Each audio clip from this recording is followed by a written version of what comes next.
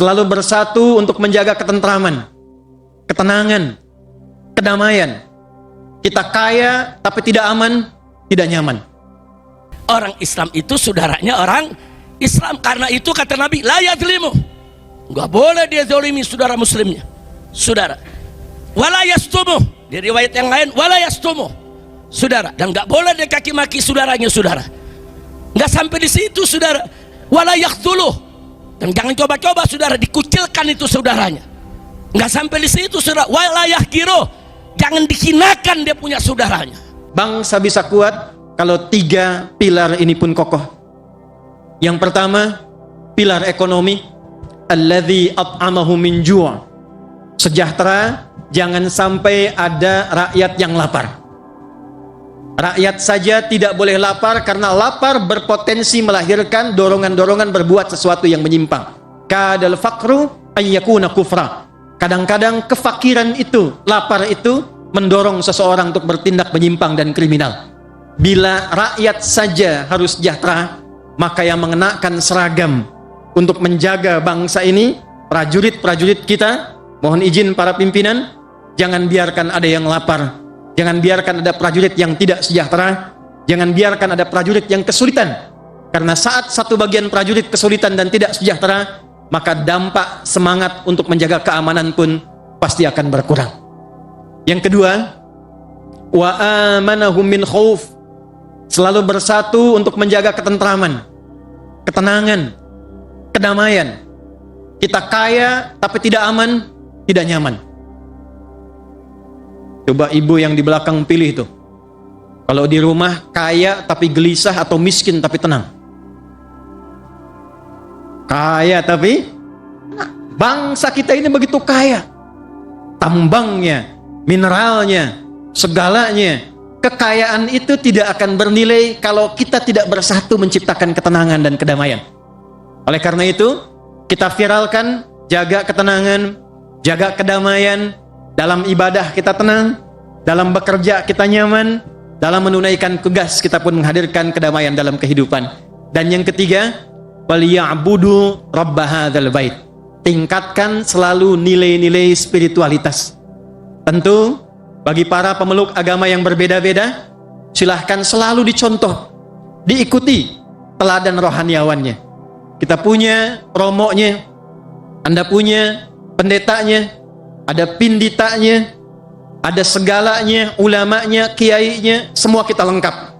Kalau setiap umat bisa mengikuti tuntunan dari tokoh-tokoh agamanya dengan baik, terjaga ibadahnya dengan baik, tidak saling mengganggu, saling menghadirkan ketentraman dan menghormati, maka 3 pilar inilah yang akan menguatkan kehidupan kita. Yang ketiga inilah nukleus kehidupan kita, disebut dengan takwa namanya.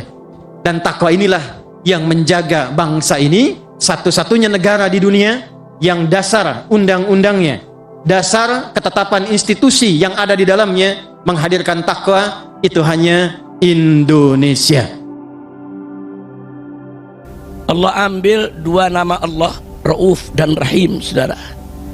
Isman min asma'illahi subhanahu wa ta'ala. 2 nama daripada nama-nama Allah. Allah berikan buat Nabi. Bil mu'minina Raufur Rahim.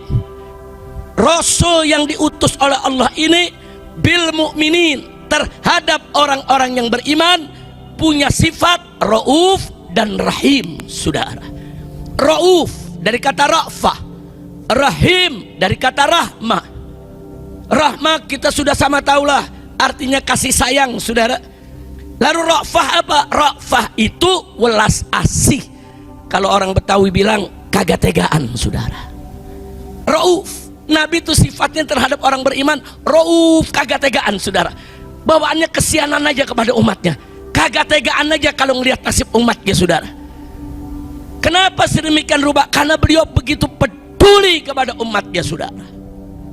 Nah, maka itu pada malam hari ini saya ingin mengajak semua, yuk sama-sama kita bangun kepedulian kita sesama umat Islam, umat Nabi, sebagaimana pedulinya Nabi, saudara.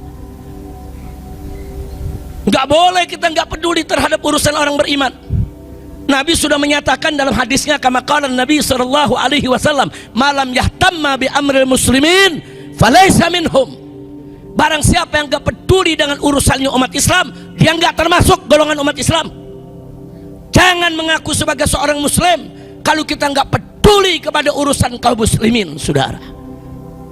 Nah, jadi artinya di sini, saudara, Nabi sebagaimana diinformasikan oleh Allah Subhanahu wa taala kepada kita, manusia yang sangat peduli kepada umatnya.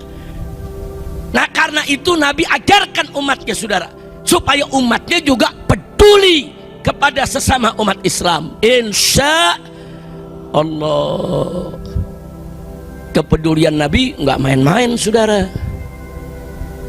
Suatu ketika ada kejadian di suatu pasar, saudara. Ketika itu di Madinah ada pasar-pasarnya Yahudi, ada pasarnya orang Islam, saudara. Suatu hari ada seorang perempuan muslimah datang ke salah satu warungnya Yahudi, saudara. Nah, kemudian setelah dia keliling dari pasar, dia agak lelah, dia berdiri di depan warung seorang Yahudi. Saking lelahnya dia duduk, ada dudukan, dia duduk, saudara, istirahat. Yang punya warung si Yahudi usil, saudara. Diambilnya ujung hijabnya, diikat di bagian tempat duduknya, saudara. Dengan tujuan apa? Kalau perempuan itu bangun, saudara, hijabnya, jilbabnya akan ketarik dan akan terbuka, saudara. Ternyata rencana si Yahudi ini tercapai. Si perempuan tadi setelah duduk, melepas lelah, berdiri. Begitu berdiri, terlepas, ketarik dia punya jilbabnya, saudara. Begitu dia tarik-tarik gak bisa, ternyata diikat. Kalau diikat bukan kesangkut, saudara. Kalau kesangkut nggak sengaja. Kalau diikat ada yang berbuat, ada yang ngerjain, saudara. Nah, begitu ketarik, terbuka jilbabnya, terlihat auratnya, saudara. Perempuan kan rambutnya aurat, lehernya aurat, saudara. Nah, begitu terlihat begitu, perempuan ini marah. Yahudi yang punya warung tertawa, saudara, mentertawakan. Artinya apa? Kalau sudah ditertawakan, oh, perempuan tahu ini memang yang punya warung ini yang ngerjain dia, saudara. Nah, begitu perempuan ini marah, tegur yang punya warung. Pedagang-pedagang Yahudi satu pasar mendekat, rame-rame mentertawakan perempuan tersebut, saudara. Ditertawakan, dihina. Ketika itu ada seorang pemuda muslim, saudara, yang juga sedang ada di pasar tersebut. Begitu lihat orang Yahudi ngumpul, tertawa, terbahak-bahak, saudara, mentertawakan seorang wanita, saudara, dia mau tahu ada apa. Begitu dilihat yang ditertawakan adalah perempuan muslimah, saudara, dia tanya, kenapa, ada apa? Perempuan ini menceritakan kejadiannya, saudara. Luar biasa marahnya pemuda Islam ini. Pemuda Islam ini begitu dengar ceritanya si Yahudi tadi tetap masih tertawa, dia lompat, dia masuk ke warung Yahudi tadi. Si Yahudi yang ngikat ngerjain perempuan muslimah tadi langsung ditebas dengan pedangnya, saudara. Dibunuh. Kurang ajar, kau melecehkan Islam, kau menghina saudariku, kau menghina muslimah. Dia tebas. Geger pasar Yahudi, saudara. Dikeroyok anak muda ini, saudara. Begitu dikeroyok, anak muda ini pun dibunuh di pasar Yahudi, saudara. Singkat cerita, kota Madinah geger, saudara. Ada seorang pemuda dibunuh oleh para pedagang Yahudi. Nabi mengundang para sahabatnya di masjid. Beliau, saudara, kumpul. Nabi tabayyun, apa betul ada seorang pemuda kita muslim dibunuh di pasar Yahudi? Para sahabat mengabarkan, betul ya Rasulullah. Kenapa dibunuh? Apa dia mencuri? Apa dia merampok? Apa dia mengganggu pedagang di sana sampai dibunuh? Para sahabat juga melapor, iya ya Rasulullah, dia membunuh pedagang Yahudi. Karena dia membunuh pedagang Yahudi, orang-orang Yahudi marah satu pasar, dibunuhlah anak muda tersebut. Kemudian Nabi tanya lagi, kenapa dia bunuh pedagang Yahudi? Ada persoalan apa? Nabi teliti kalau nanya, ya ikhwan, nggak main terima begitu aja berita, periksa dulu, tabayun sampai jelas, saudara. Nah akhirnya dijelaskan, saudara, dijelaskan ada kejadian seperti ini, saudara. Nabi hadirkan itu perempuannya, saudara, dihadirkan saksi-saksinya. Begitu betul, ternyata si Yahudi tadi dibunuh oleh anak muda karena menghina perempuan muslimah, mengganggu perempuan muslimah. Setelah semuanya yatahaggab, betul-betul nyata, ada saksi, ada bukti, tahu apa yang dilakukan oleh Nabi, saudara. Nabi kumpulkan para sahabatnya, pakai, yaitu kenakan pakaian perangmu, ambil senjatamu, saudara. Hari ini batal perjanjian dengan suku Qainuqa. Qainuqa itu ada perjanjian dengan umat Islam untuk tidak saling mengganggu, saudara. Hari ini batal. Kita berdamai dengan mereka bukan untuk mereka mengganggu muslimah kita. Perang, saudara. Berangkat Nabi pimpin, saudara, di Qainuqa. Nah akhirnya Qainuqa ditaklukkan. Semua yang terlibat menghina daripada perempuan ini, saudara, dibunuh. Dikobarkan perang oleh Nabi. Begitu seorang wanita muslimah dihinakan, saudara, peduli Nabi. Sallu ala Nabi. Saya mau tanya, saudara, Nabi peduli tidak? Peduli kepada umatnya tidak? Peduli tidak dengan wanita muslimah? Peduli tidak? Takbir. Sallu ala Nabi. Yang saya ingin ambil dari peristiwa bersejarah tersebut, saudara, jadi Nabi ini pedulinya bukan di mulut saja, bukan cuma ngomong malam yahtamma bi umur muslimin falaysa minhum, enggak, tapi Nabi praktekkan, Nabi tatbik. Jangan coba-coba untuk ganggu umat Islam, saudara, jangan. Kita hidup berdampingan dengan orang di luar Islam, ya. Kenapa kita hidup berdampingan? Karena kita punya perjanjian untuk tidak saling mengganggu, untuk kita saling menghormati, untuk kita saling mengayomi, untuk kita membangun keamanan, untuk kita membangun ini negeri, bukan perjanjian untuk dia ganggu kita. Makanya dulu para sahabat lengkap, saudara. Ketika ada orang-orang kafir yang menghina Nabi, saudara, ditanyakan kepada Abdullah ibn Umar radhiyallahu ta'ala anhuma. Jadi ditanyakan, ya Ibn Umar, hei putra Umar, bagaimana nih? Ada seorang Yahudi menghina Nabi. Apa kata beliau, saudara? Hukum mati, bunuh. Kenapa? Karena kita berdamai dengan mereka bukan untuk mereka hina Nabi. Kita berdamai dengan mereka untuk kita saling menghormati, bukan berarti mereka bebas untuk menghina Nabi kita, saudara. Nah, jadi dulu tuh sikap-sikap sahabat tegas begitu karena memang dididik tegas oleh Nabi kita Sayyiduna Muhammad sallallahu alaihi wasallam. Nah, jadi saudara, Allah subhanahu wa ta'ala sudah ingatkan kita semua dalam Al-Quran tentang persaudaraan Islam. Wallah subhanahu wa ta'ala qal innamal mu'minuna ikhwah. Sesungguhnya, saudara, orang-orang yang beriman itu mereka bersaudara.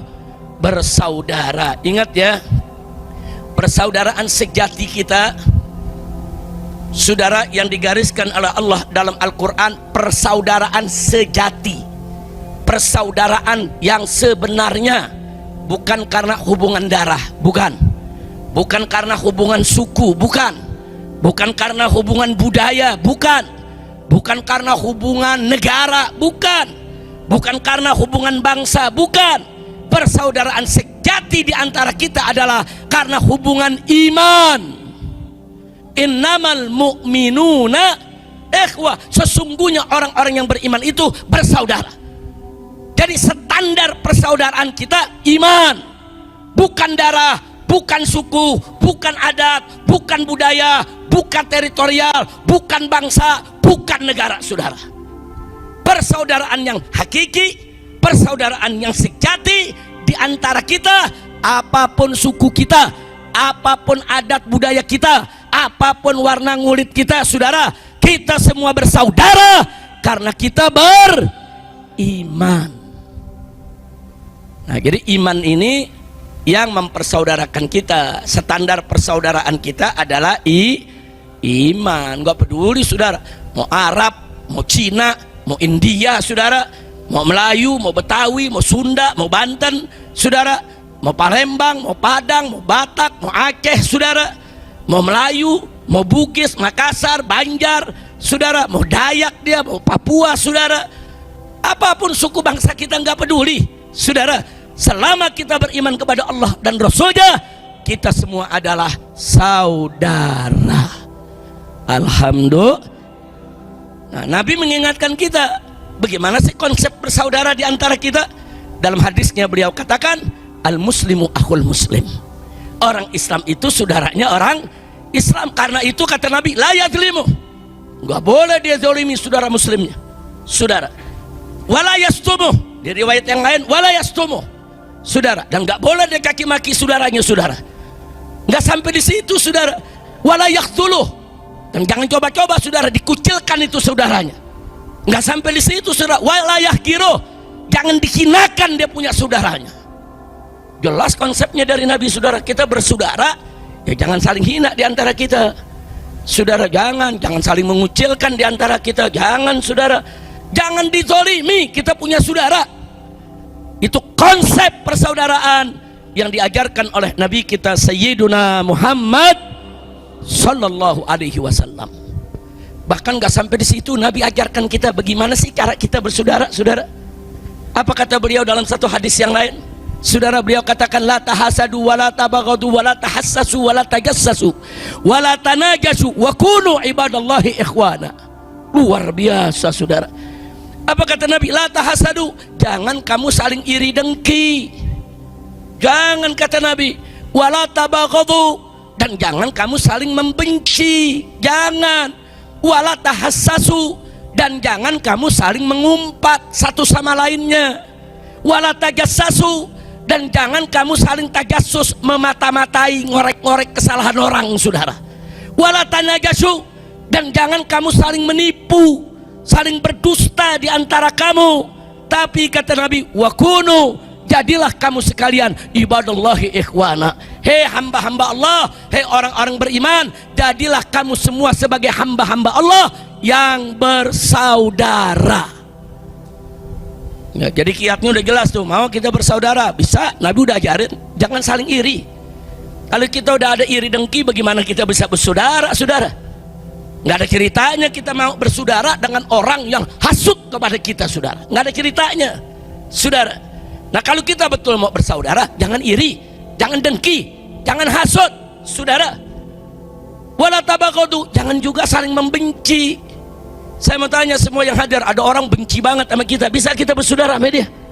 Mana bisa, saudara? Kita mau paksa-paksain bersaudara, nggak bisa.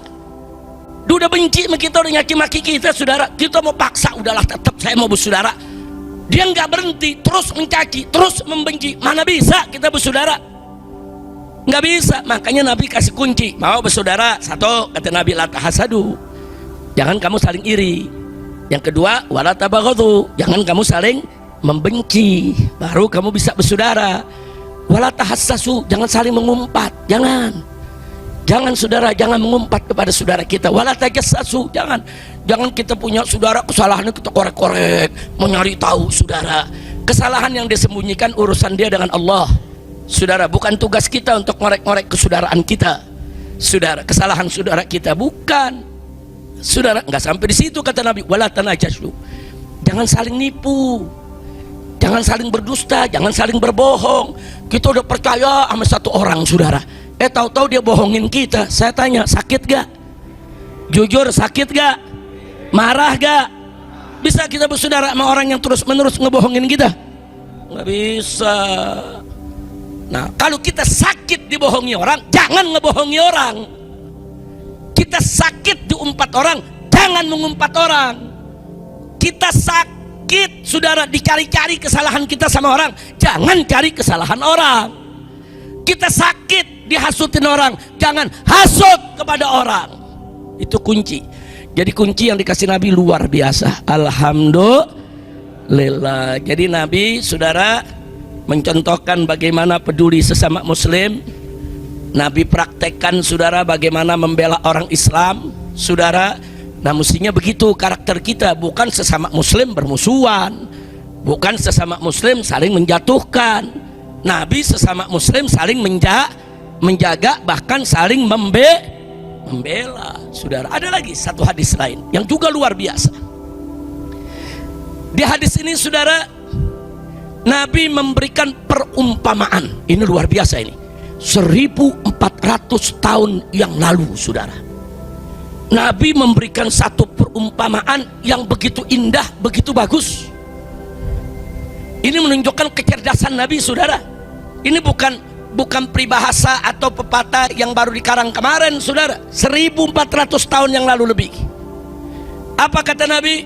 Saudara, beliau mengatakan, mathalul mu'minin fi tawadihim wa tarahumihim wa ta'atufihim kamathalil jasadil wahid idza istaka minhu udwun tada'alahu sa'irul jasad bil humma was sahar. Sadaqan Nabi sallallahu alaihi wasallam. Luar biasa, saudara. Supaya kita paham arti persaudaraan, Nabi beri perumpamaan. Perumpamaan ini Nabi berikan kepada umatnya supaya umatnya paham. Oh, bersaudara tuh begitu, saudara. Apa kata beliau? Mathalul mu'minin, perumpamaannya orang-orang yang beriman, fitawadihim wa tarahumihim wa ta'atufihim, di dalam kasih sayang sesama mereka, cinta kasih sesama mereka, pergaulan sesama mereka, kamatsalil jasadil wahid, bagaikan jasad yang satu. Persaudaraan umat Islam seperti satu jasad, satu badan, satu tubuh. Bagaimana satu jasad itu? Kata Nabi, idza staka minhu udwun, kalau ada salah satu anggota tubuh yang mengeluh karena sesuatu, saudara, yang sakit, saudara, tada'alahu sa'irul jasad, maka seluruh tubuh akan ikut menjerit peduli dengan yang sakit, saudara. Sampai-sampai bil humma, sampai-sampai badannya meriang, wasahar, sampai-sampai apa? Karena meriang, mata nggak bisa tidur nyenyak, saudara. Luar biasa. Jadi kata Nabi, persaudaraan orang beriman itu seperti badan yang satu. Badan yang satu itu, kalau salah satu badan sakit, semua ikut merasakan sakitnya, saudara. Contoh, di tangan kita ada bisul, gede, ngebet, saudara. Warnanya udah merah, dalu, biru, saudara. Bisul, luar biasa sakitnya. Saya mau tanya, kalau ada bisul model begitu tuh di tangan kita, biasanya kepala ikut pusing nggak? Biasanya badan ikut meriang nggak? Kepala pusing, badan meriang, bisa tidur nyenyak. Yang bisul tangan, kepala ikut pusing. Yang bisul tangan, badan ikut meriang. Yang bisul nih, yang sakit tangan, saudara. Tapi mata kita nggak bisa kita pejamkan untuk tidur nyenyak. Kenapa? Karena kepala kita, badan kita, mata kita semua bersatu. Masya Allah, ini perumpamaan dahsyat. 1400 tahun yang lalu Nabi kasih perumpamaan, saudara. Kalau umat Islam masih nggak paham juga soal persaudaraan, kelewatan. Nabi udah jelasin, saudara. Bahkan konsepnya tadi udah disampaikan oleh Nabi. Jangan iri, jangan membenci, dan seterusnya, saudara. Jangan saling iri, jangan saling benci, saudara. Jangan saling mengumpat, jangan saling mencari-cari kesalahan orang lain. Jangan saling berdusta, saling berbohong di antara kita, saudara. Nabi sudah jelaskan konsepnya dan Nabi sudah berikan perumpamaan. Apalagi, saudara. Jadi kalau kita masih nggak paham juga soal etika persaudaraan Islam, ya kelewatan.